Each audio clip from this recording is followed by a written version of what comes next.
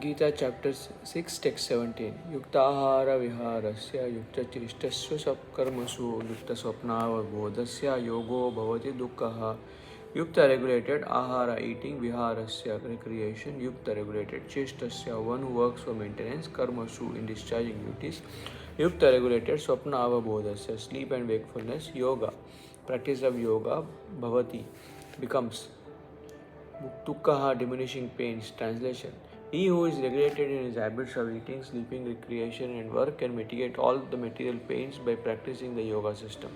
Purport Extravagance in the matter of eating, sleeping, defending, and mating, which are demands of the body, can block advancement in the practice of yoga. As far as eating is concerned, it can be regulated only when one is practiced to take and accept prasadam, sanctified food. Lord Krishna is offered according to the Bhagavad Gita 9.26, vegetables, flowers, fruits, grains, milk, etc. In this way, a person in Krishna consciousness becomes automatically trained not to accept food not meant for human consumption or not in the category of goodness. As far as sleeping is concerned, a Krishna conscious person is always alert in the discharge of his duties in the Krishna consciousness, and therefore any unnecessary time spent sleeping is considered a great loss. Avyartha kalatva, a Krishna conscious person cannot bear to pass a minute of his life without being engaged in the service of the Lord. Therefore, his sleeping is kept to a minimum. His ideal in this respect is Srila Rupa Goswami was always engaged in the service of Krishna and who could not sleep more than 2 hours a day and sometimes not even that. Thakur Haridas would not even accept prasadam nor even sleep for a moment without finishing his daily routine of chanting with his beads 300,000 names. As far as work is concerned, a Krishna conscious person does not do anything which is not connected with Krishna's interest, and thus his work is always regulated and is untainted by sense gratification. Since there is no question of sense gratification, there is no material leisure for a person in Krishna consciousness, and because he is regulated in all his work, speech, sleep, wakefulness, and all other bodily activities, there is no material misery for him. Text 18.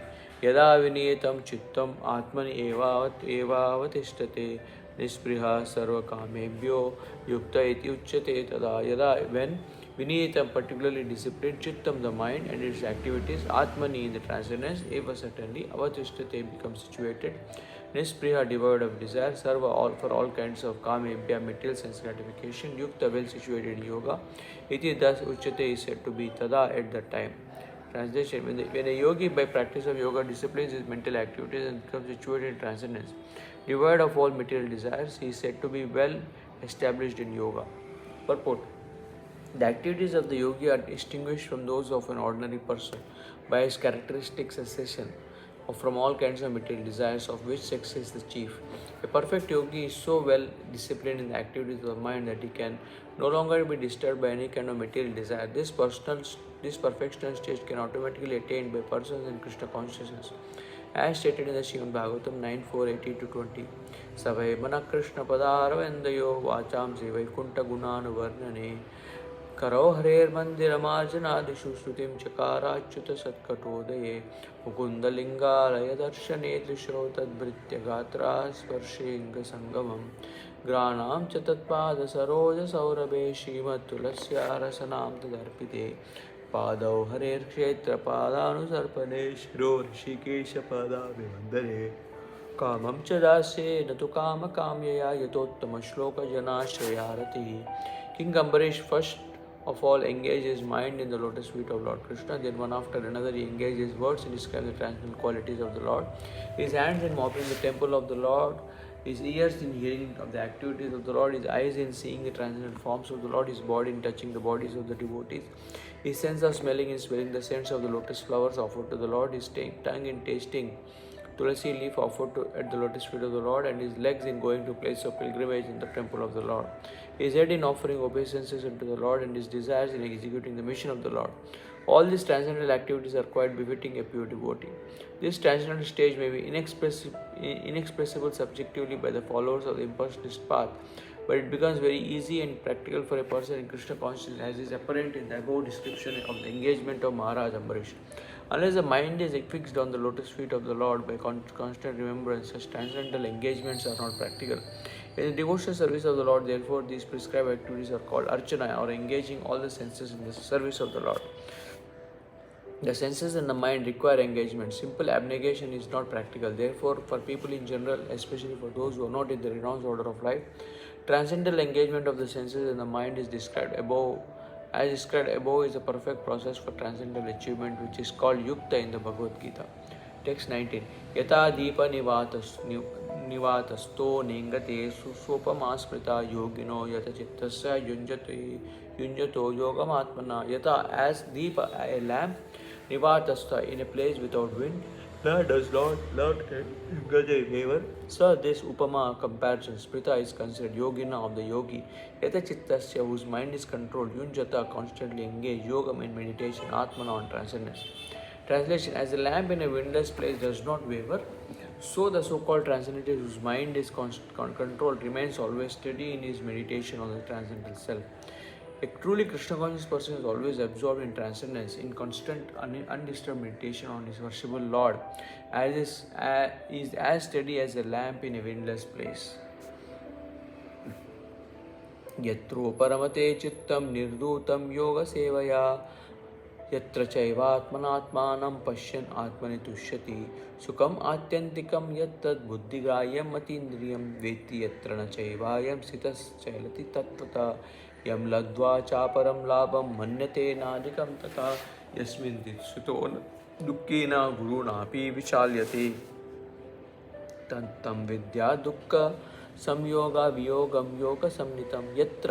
In that state of affairs where uparamate sees because one feels transcendental happiness, chittam mental activities, niruddham being restrained from matter, yoga sevaya by performance of yoga, yatra in which also eva certainly, atmana by the pure mind, atmana the self, passion realizing the position of atmani in the self, tushyati one becomes satisfied, sukam happiness, atyantikim supreme, yat which that, buddhi by intelligence, yagyam accessible, atindriyam transcendental, vetti one knows, yatra wherein na never, cha also eva certainly, ayam he sthita situated, chalati moves, tattvata from the truth, yam that which, labdhva by attainment, cha also, aparam by any other, labha gain, amanyate considers na never, adhikam more, tataha than that, yasmin in which sthita being situated, na never, dukkhenam by miseries, Guruna api, even though very difficult, vichalyate become shaken, tam that vidyat you must know, dukkha samyoga of the miseries of material contact.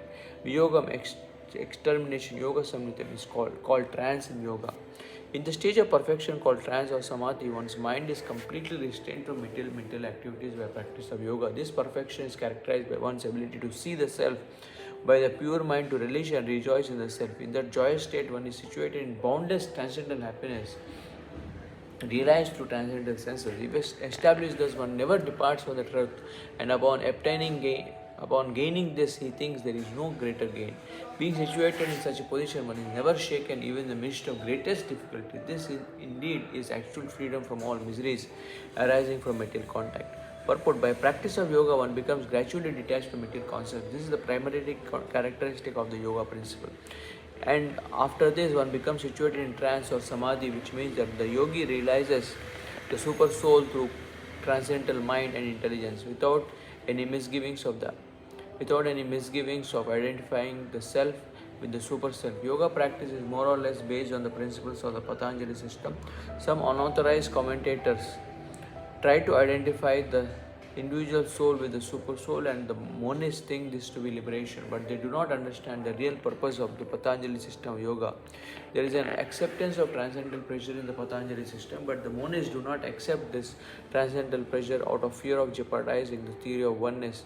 The duality of knowledge and knower is not acceptable by the non-dualists, but in this verse, transcendental pleasure realized through transcendental senses is accepted, and this is corroborated by the Patanjali Muni, the famous exponent of the yoga system.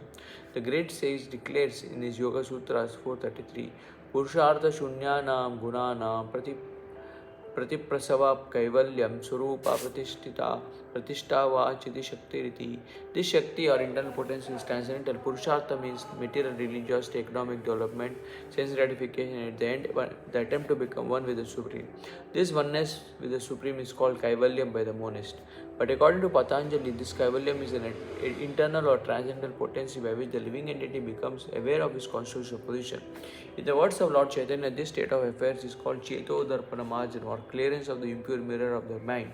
This clearance is actually liberation or Bhavabhava Mahadava Nirvapanam. The theory of Nirvana also preliminarily corresponds with this principle. In the Bhagavatam 2.10.6, this is called Swarupena Vyavasthiti. The Bhagavad Gita also confirms this situation in this verse.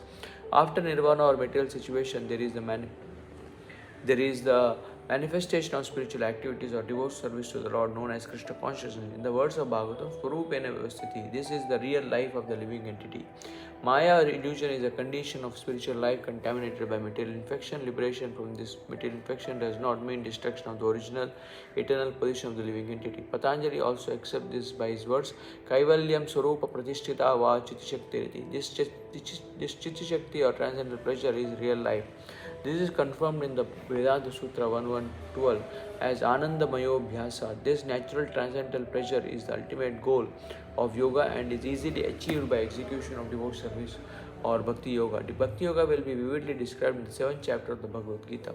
In the yoga system as described in this chapter, there are two kinds of samadhi called Sampragnata Samadhi and Asampragnata Samadhi. When one becomes situated in the transcendental position by various philosophical researchers, he is said to have achieved Sampragnata Samadhi. In the Ansampragnata Samadhi, there is no longer any connection with mundane pleasure, for one is then transcendental to all sorts of happiness derived from the senses. When the yogi is once situated in the transcendental position, he is never shaken from it. Unless the yogi is able to reach this position, he is unsuccessful. Today's so-called yoga practice, which involves various sense pleasures, is contradictory. A yogi indulging in sex intoxication is a mockery. Even yogis who are attracted by the siddhis, perfections in the process of yoga, are not perfectly situated. If yogis are attracted by the byproducts of yoga, then they cannot attain the stage of perfection. As is stated in the verse, perfect persons, if yogis are attracted by the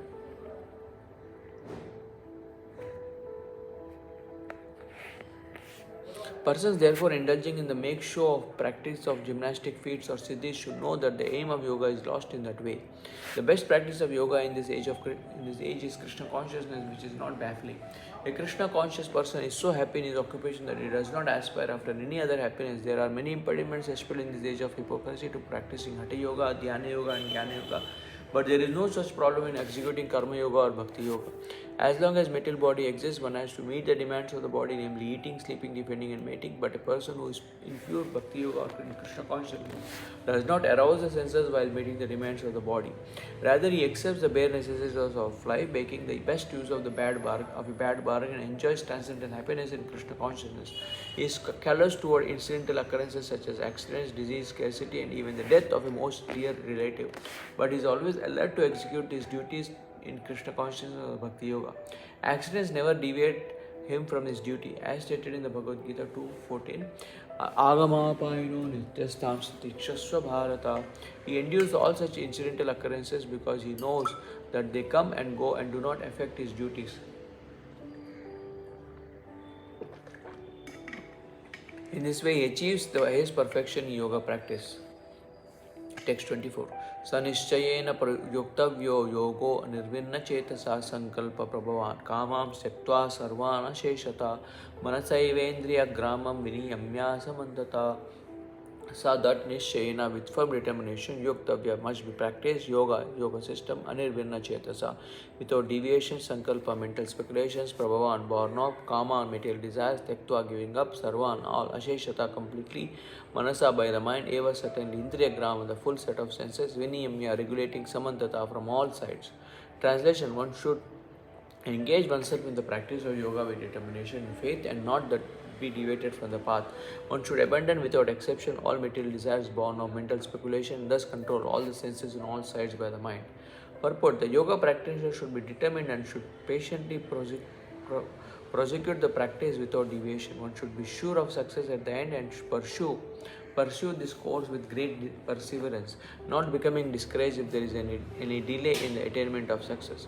Success is sure for the rigid practitioner. Regarding Bhakti Yoga, Shrupa Goswami says, Utsaha Nishya Dhairya Tat Karma Pravartana Sangatyaga Sato Vritte Shadbir Bhakti Prasiddhati. One can execute the process of Bhakti Yoga successfully with full-hearted enthusiasm, perseverance and determination by following the prescribed duties in the association of devotees and by engaging completely in the activities of goodness. Upadesha Amrita 3. As far as determination, one should follow the example of sparrow who lost her eggs in the waves of the ocean. A sparrow laid her eggs on the shore of the ocean, but the big ocean carried away the eggs on its waves. The sparrow became very upset and asked the ocean to return her eggs. The ocean did not even consider her appeal, so the sparrow decided to dry up the ocean. She began to pick out the water in her small beak, and everyone laughed at her for her impossible determination. The news of her activity spread, and at last Garuda, the gigantic bird carrier of Lord Vishnu, heard it. He became compassionate toward his small sister bird, and so he came to see the sparrow. Garuda was very pleased by the determination of the small sparrow, and he promised to help. Thus Garuda at once asked the ocean to return her eggs, lest he himself takes up the work of the sparrow. The ocean was frightened at this and returned the eggs. Thus the sparrow became happy by the grace of Garuda. Similarly, by the practice of yoga, especially Bhakti Yoga in Krishna consciousness, may appear to be a very difficult job. But if anyone follows the principle with great determination, the Lord will surely help. For God helps those who help themselves.